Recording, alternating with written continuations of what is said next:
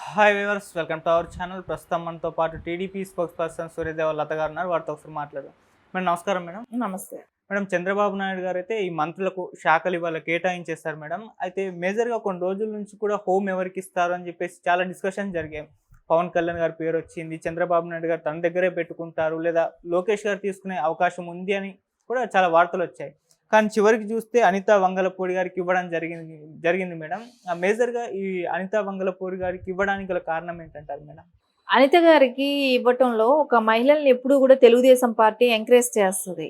అది కూడా కాకుండా మనం గతంలో కూడా తీసుకుంటే ప్రతిభా భారతి గారిని స్పీకర్‌గా చేయటమే కానివ్వండి, దళితుడైన వాళ్ళని బాలయోగి గారిని పార్లమెంటరీలో స్పీకర్‌గా చేయటమే కానివ్వండి, ఇవన్నీ మనం చూసాం. ఎప్పుడూ కూడా దళితులకి కానివ్వండి, మహిళలనే కానివ్వండి ప్రోత్సహిస్తది తెలుగుదేశం పార్టీ.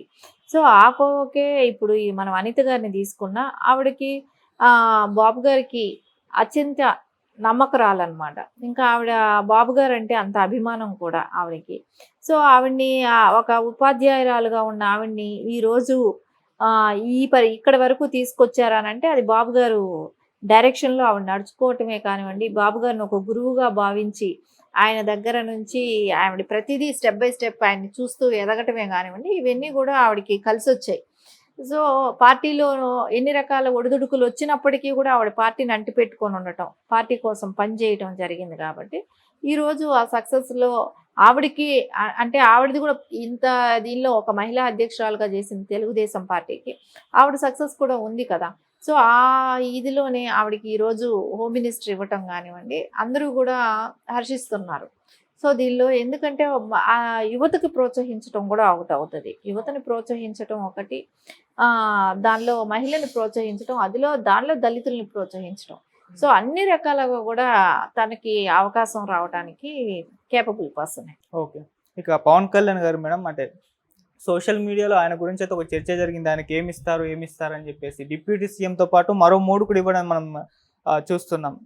ఒకటి పర్యావరణ ఆయన కోరుకున్నారు, ఆ తర్వాత rural development and environment, forest, science, technology పైన కూడా ఇచ్చారు మేడం. అది 4 శాఖలు పవన్ కళ్యాణ్కి ఇవ్వడం చూస్తున్నాం. దీని గురించి ఏం చెప్తారు మేడం? అంటే ఆయనకి సమాజం మీద ఉన్న ఒక అవగాహనే కానివ్వండి, బాబు గారు నమ్మారు, ఆయన సమాజానికి ఏదో చేయాలనే ఒక ఆలోచన ఉంది కాబట్టి ఆయన చేస్తాడనే ఒక నమ్మకంతోనే ఇవ్వటం జరిగింది. ఖచ్చితంగా రేపొద్దున అది ఒక బాధ్యతే కదా! రెస్పాన్సిబిలిటీ పెరిగింది. ఇప్పుడు ఎవరైనా కూడా ఈరోజు మనం మంత్రులు తీసుకున్నారనే సంతోషం కన్నా కూడా వాళ్ళ మీద ఉన్న రెస్పాన్సిబిలిటీ ఎక్కువ. సో, ఆ బాధ్యతని వాళ్ళు కరెక్ట్‌గా నిర్వర్తించాలి. దానిలో రేపొద్దున ఏదైనా తేడా వస్తే ఇప్పుడు రోజాన్ గురించి అయితే ఎలా మాట్లాడుకొని కేసులని అన్నారో రేపొద్దున ఎవరికైనా కూడా అట్లాంటి పరిస్థితే వస్తది. సో, ఇవన్నీ రెస్పాన్సిబిలిటీ. ఆ రెస్పాన్సిబిలిటీ వాళ్ళు రీచ్ అవుతారనే ఉద్దేశంతోనే బాబు గారు కూడా వాళ్ళకి అన్ని రకాల పోస్టులకి ఆయన కూడా ఒప్పుకోవటం, ఇవ్వటం ఇవన్నీ కూడా జరుగుతున్నాయి కదా! సో, అది ఆయన రీచ్ అవ్వాల్సిన అవసరం ఉంది. పవన్ కళ్యాణ్ గారు కూడా, ఎందుకంటే ఆయనకి సమాజం మీద ఒక బాధ్యత కలిగిన వ్యక్తి కాబట్టి ఆయన ఖచ్చితంగా అవన్నీ ఫుల్‌ఫిల్ చేస్తారని అనిపిస్తుంది. Okay madam. ఇక ఇటు ఐటీ లోకేష్ గారికి ఇచ్చారు. సో, ఐటీ ఆయన కొత్త ఏం కాదు, అంతకుముందు ఎమ్మెల్సీగా గెలిచి కూడా ఐటీ మంత్రిగానే చేశారు. మరి ఇప్పుడు ఐటీ మినిస్టర్గా లోకేష్ గారు ఏ విధంగా అంటే ఆల్రెడీ చేశారు కాబట్టి ఈసారి కొత్తగా ఏమన్నా చేసే అవకాశం ఏమైనా ఉందంటారు మేడం? లోకేష్ గారికి గతంలో అనుభవం ఉంది. అవును. ఖచ్చితంగా ఇప్పుడు ఐటీ రంగం అంటూ ఆంధ్రప్రదేశ్‌లో అభివృద్ధి చెందాల్సిన అవసరం కూడా ఖచ్చితంగా ఉంది. ఎందుకంటే మిగతా శాఖలకు అన్నిటికన్నా కూడా ఇప్పుడు యువతకి మెయిన్ ఇంపార్టెంట్ ఐటీ రంగం కోసం పక్క రాష్ట్రాలకు వెళ్ళి పనిచేస్తున్నారు. అందరూ ఇంజినీరింగ్స్ కంప్లీట్ చేస్తున్నారు, కానీ అక్కడ ఉద్యోగ అవకాశాలే లేవు ఏపీలో. సో, వాళ్ళందరికీ కూడా ఉద్యోగాలు ఐటీ కంపెనీస్ రావాలి అని అంటే ఖచ్చితంగా దానికి తగ్గ మినిస్టర్కి కూడా కేపబిలిటీ ఉన్న మినిస్టర్ ఉంటే రేపొద్దున అవన్నీ వచ్చే అవకాశాలు ఉన్నాయి కదా.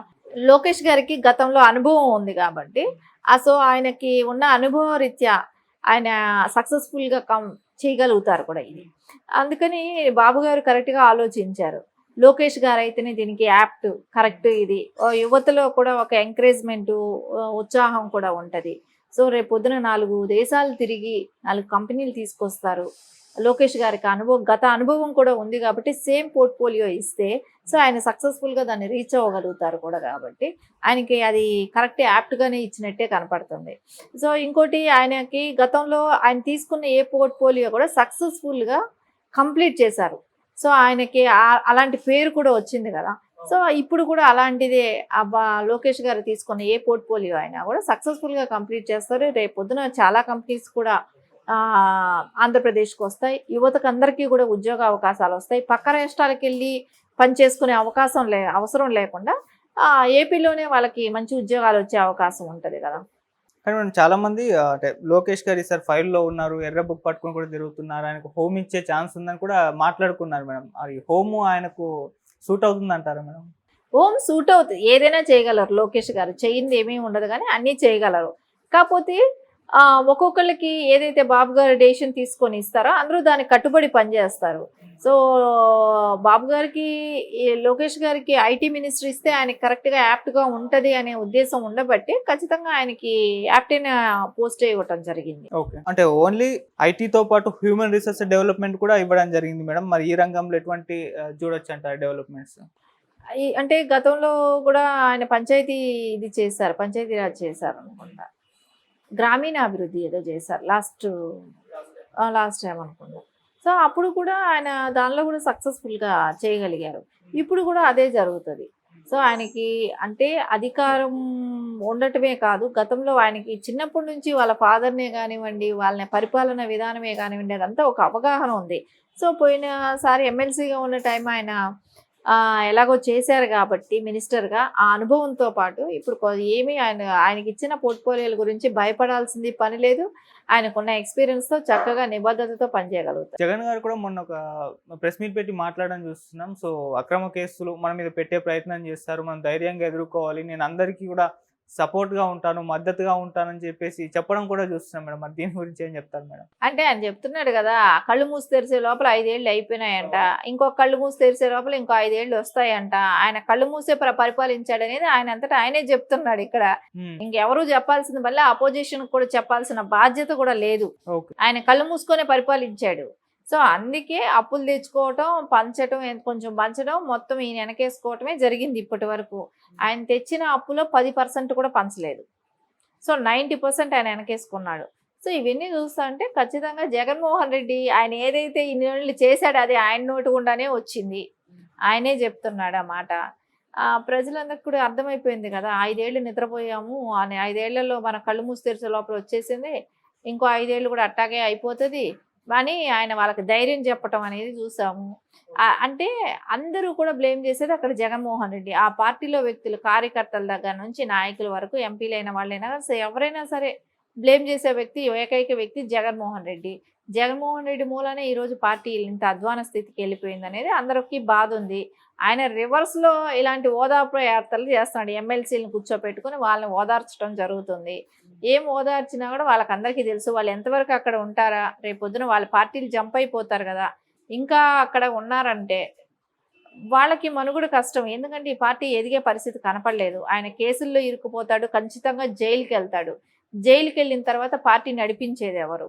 సో సజ్జల ఎటు వెళ్ళాడో కనపడడం లేదు. ఆయన మీద ఏమైనా పేపర్ యాడ్ ఇవ్వాలేమో కానీ ఆయన ఇంకా కనపడే పరిస్థితిలో ఒక లేడు. ఇన్ని రోజు వచ్చి ప్రెస్ మీట్ పెట్టి మాట్లాడే వ్యక్తి ఈరోజు కనపడటం లేదనంటే సో ఆయన ఎటు వెళ్ళిపోయాడు.